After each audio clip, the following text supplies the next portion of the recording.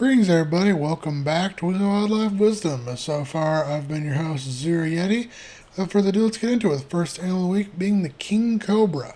It is a species of large venomous snake endemic to the Asian countries of India, Nepal, Bhutan, Bangladesh, Myanmar, China, Cambodia, Thailand, Laos, Vietnam, Malaysia, Singapore, Indonesia, and the Philippines. Despite its name and appearance, the king cobra is not a true cobra, but instead the sole member of the genus Ophiophagus, which is the sister clade to the cobra genus Naja. King cobras are solitary diurnal creatures which inhabit forests, bamboo groves, mangrove swamps, and agricultural areas where they feed upon primarily other snakes like kraits, true cobras, vipers, smaller pythons, rat snakes, whip snakes, and keelbacks, but they are also known to occasionally feed upon birds, small mammals, and lizards. King cobras are themselves occasionally killed and eaten by mongooses, honey badgers, and certain birds of prey, as well as other king cobras. Reaching on average of around 9 to 13 feet, or 2.75 to 4 meters in length, with the longest known individual being around 19.2 feet or 5.85 meters in length. The king cobra is the largest venomous snake on Earth. The muzzle is rounded with shielded nostrils and large golden eyes with rounded pupils. It has 2 fangs and 3 to 5 maxillary teeth in the upper jaw and 2 rows of teeth in the lower jaw. Its hood is oval-shaped and covered in olive green smooth scales with 2 black spots between the lower scales. The body coloration may vary based on habitat and distribution, from black and white stripes to unbroken brownish gray. The king cobra is not considered aggressive and usually avoids humans and slinks off when disturbed, but is known to aggressively defend its own incubating eggs. When alarmed, it will raise its front part of the body, extend the hood, and show its fangs and hiss. The king cobra's venom consists of cytotoxins and neurotoxins, including alpha neurotoxins and three-finger toxins, which affect the victim's central nervous system, resulting in severe pain, blurred vision, vertigo, drowsiness, and eventually paralysis and cardiovascular collapse. As such, bites from the species are medically significant and may result in rapid fatality in less than 30 minutes unless large quantities of antivenom are administered. Breeding typically occurs from March to May. After mating, the female will build a complex chambered nest out of leaf litter where she will lay between 7 and 43 eggs, which she will then incubate for some 66 to 105 days. Under ideal conditions, a king cobra may live around 20 years. Next up is Turosops trocatus, better known as the Atlantic bottlenose dolphin. The common bottlenose dolphin, or simply the bottlenose dolphin, is a species of marine mammal in the dolphin genus Turosops and the family Delphinidae. These are highly social animals that live in groups known as pods, which can vary in number from as little as 2 individuals to as many as over 1,000, though pods of around 15 individuals are typically common.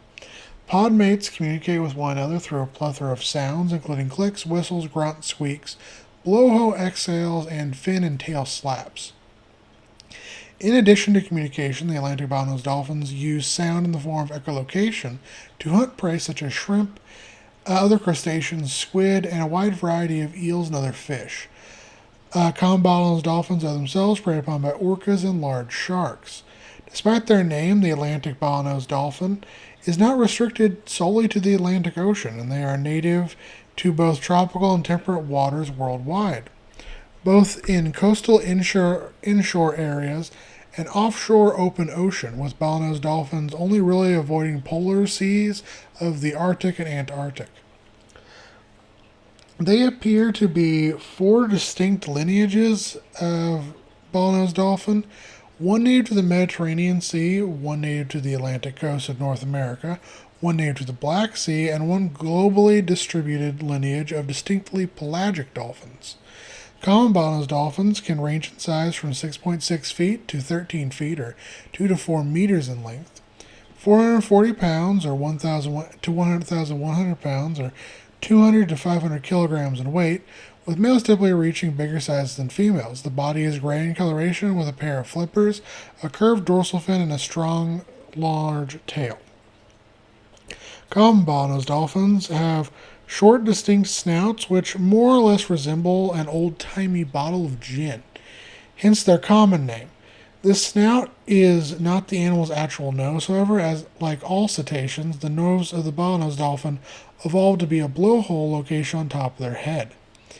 In general, coastal bottlenose dolphins have smaller bodies, thinner layer of blubbers, larger fins and flippers, and more flexible necks, which are adaptations for maneuverability and heat dispersal in shallow, warmer waters. In contrast, pelagic dolphins are darker in coloration with larger bodies, a thicker layer of blubber, smaller fins and flippers, shorter beaks, which are adaptations to help them absorb and retain heat in deeper, colder waters. Common bottlenose dolphins are polygamous, with females being able to enter estrus at any time of the year, though it usually occurs during the spring. During this time, she often breeds with multiple mates. After a year-long pregnancy, a mother bottlenose dolphin will give birth to a single calf, which will remain by their mother's side for 3 to 8 years. Under ideal conditions, an Atlantic bottlenose dolphin will reach sexual maturity around 5 to 14 years of age and live upwards of 50. Next up is Melanoplus bivivatus, better known as the two-striped grasshopper or yellow-striped grasshopper. It is a poikilothermic species of grasshopper belonging to the genus Melanoplus, which is native throughout North America, from southern Canada to northern Mexico, and from the Atlantic coast to the Pacific coast. They tend to inhabit grasslands, wetlands, and open forest understory, crop fields, parks, lawns, and basically anywhere with fields of vegetation on which they can easily feed. Two-striped grasshoppers are active in the daytime and perch on top of crops of vegetation at night to rest. Once warm sunshine raises their body temperatures, they descend and either continue feeding or move on to a new plant. Nymphs and adults can move in large migratory groups to new patches of vegetation, and these swarms can be seen flying high above the ground. Two-striped grasshoppers are themselves eaten by spiders, mantids, other invertebrates, various reptiles, amphibians, birds, and mammals. Reaching some 30 to 55 millimeters in length, two-striped grasshoppers are so named due to their pair of pale yellow stripes running along the top of the body from above the eyes to the hind tip of the wings. They also have a yellowish-green coloration throughout their body due to chromoprotein and carotenoids. The rest of the body looks similar to that of most grasshopper species, with enlarged hind legs for jumping, two pairs of wings, with one set overlapping the other. Mating can last up to 10 hours. If you hear that, that's my turtle being weird, trying to escape its aquarium by climbing. Anyway, where were we? And that's a train. This was a bad time to record. I'm sorry. Mating can occur for up to 10 hours as males transfer both food and sperm to the females. Said females lay around 450 eggs in the soil before winter, and nymphs hatch in the spring when temperatures begin to rise. It takes around 40 days for the nymphs to reach their adult stage. Under ideal conditions, a two-striped grasshopper will live upwards of 2 years. Next up is Pterois volitans, more commonly known as the red lionfish, the Volatan lionfish, the zebra turkeyfish, or the butterfly cod. It is a species of venomous fish in the family Scorpinidae in the order Scorpiniformes, which is native to the warm tropical waters of the Indian and Pacific Oceans. They have also been introduced to the eastern Mediterranean and western Atlantic, where they have become particularly invasive in the Gulf of Mexico, Caribbean Sea, and that is thunder. They are primarily nocturnal species of voracious predators known to feed upon smaller fish, mollusks, crustaceans, and other invertebrates. When hunting, they corner their prey using their large fins and then use their quick reflexes to swallow their prey whole. Red lionfish are themselves eaten by groupers, moray eels, certain sharks, and bobbit worms. Reaching around 18.5 inches or 47 centimeters in length, the red lionfish is one of the largest species of lionfish. Coloration can vary depending on age and maturity of the individual fish, displaying a red to burgundy, white, or brown to black vertical stripes along the length of their body. It also has large fan-like pectoral fins and tall banded spines on the dorsal fin. These fins, together with their other long non-venomous fins, which work to create an appearance similar to a mane, giving the common name lionfish. The lionfish's venomous dorsal spines are used purely for defense, and they are slow swimmers, so when threatened, they will turn their spines towards their attackers, even if this means swimming upside down. The sting is usually not fatal to humans, but may cause extreme pain, headaches, vomiting, and difficulty breathing. Lionfish reproduce by monthly spawning, with their eggs attaching to surrounding plants, rocks, and corals. After just 36 hours, the young will hatch as larvae and quickly disperse with currents far and wide. Under ideal conditions, a red lionfish will reach sexual maturity around a year of age and live upwards of 10. Next up is the magpie, which is a British breed of domestic duck. The magpie was bred after the end of the First World War by N.C. Gower Williams in Wales and Oliver Drake in Yorkshire. The ancestry of the breed is not well known. It may have included Indian runner, possibly with some influence of the Huttagem from Belgium.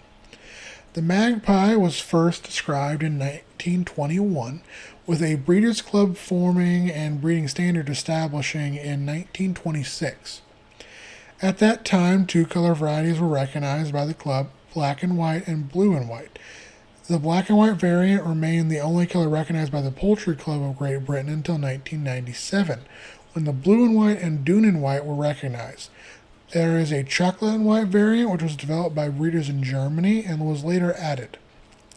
These birds are of medium size, with males weighing around 5.5 to 7 pounds or 2.5 to 3.2 kilograms in weight, and females around 4.5 to 6 pounds or 2 to 2.7 kilograms. The body is carried at an angle of around 35 degrees of the horizontal when the bird is in motion. The neck is long and curved, the breast is full, and the back is broad. The bill is broad and long and is typically yellow when the bird is young, turning with age to a gray-green in ducks and a green-spotted yellow in drakes. The legs and feet are orange, sometimes with dark mottling. Though the magpie is commonly reared for showing, it was originally bred as a commercial and utility bird to provide both meat and eggs. Magpie ducks lay approximately 80 eggs per year, and they vary in color from white to pale green and hatch after 18 to 19 days. These ducks will typically reach sexual maturity around 25 to 30 weeks of age and live upwards of 12 years. Next up is the pink cockatoo, which is also known as Major Michel's cockatoo or lead-beater's cockatoo. It is a species of cockatoo which is endemic to Australia. Pink cockatoos are social birds living in pairs or flocks up around 10 to 50 birds, which often includes individuals from other species, such as gallows or little corellas. These birds inhabit scrublands, dry woodlands, and savannas, where they spend their days foraging both in the trees and on the ground for food, such as seeds, nuts, grains, fruits, and tubers. Pink cockatoos are preyed upon by falcons, eagles, snakes, foxes, and cats. Reaching around 13 to 16 inches or 33 to 41 centimeters in length, 10 to 16 ounces or 300 to 450 grams in weight, with a 32-inch or 81 centimeter wingspan, the pink cockatoo is a medium-sized bird which sports a white back, tail, and wings, and its breast, head, and stomach vary in color from a pale salmon pink to a more robust solid pink. The underside of the wings and base of the tail is similar in color to the breast and stomach, but are often richer and deeper in color. They have a prominent crest which is banded in red, yellow, red with white tips, with gray feet and a beige or off-white beak. Pink cockatoos form lifelong mated pairs, and the breeding season lasts from August into December.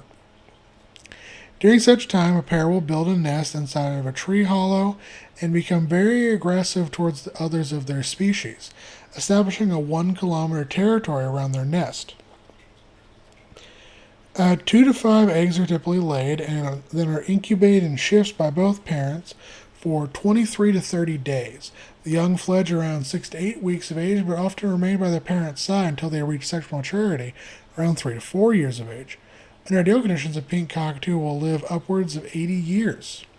And our extinct animal of the week is Diplocaulus, which is an extinct genus of leptospondyle amphibians, which lived throughout what is now North America and Africa during the late Carboniferous into the late Permian, some 306 to 255 million years ago. The first remains of Diplocaulus, consisting of several vertebrae, were discovered near Danville, Illinois, by geologists William Gurley and J.C. Winslow, which then gave said fossils to renowned paleontologist Edward Drinker Cope, who named and described the animal as Diplocaulus salamandroides in 1877. Several much more complete skeletons would soon be unearthed from the red beds of Texas and Oklahoma, where they would be named and described by Cope in 1882 as Diplocaulus magicornis. These specimens allowed Cope and other paleontologists to realize the nature of Diplocaulus as a bizarre long-horned Bactrian amphibian. Since then, dozens of additional specimens have been recovered, and today 5 species are considered valid: D. salamandroides, D. magnicornis, D. brevoicidus, D. recurvatus, and D. minimus. Reaching up to 3.3 feet or 1 meter in length, Diplocaulus was a relatively large amphibian that had a stocky salamander-like body with a long eel-like tail which it used to propel itself through the water. Its iconic, unusual boomerang-shaped head, which has been a source of interest ever since its discovery, has had multiple ideas proposed for how it functioned, ranging from the skull acting as a hydrofoil, allowing the animal to move in strong currents, the skull making it hard for other predators to swallow it, or the skull acting as a form of display and communication between members of the same species. And on all honesty, it could have been used for all 3 of these purposes. In life, Diplocaulus likely inhabited fast-moving streams and rivers, where it fed upon fish, invertebrates, and smaller amphibians, while itself being preyed upon by massive invertebrates, sharks, other large fish, and large tetrapods such as Erops and Dimetrodon. As always, take care to my guys, gals, and non-binary pals. Have a wonderful day.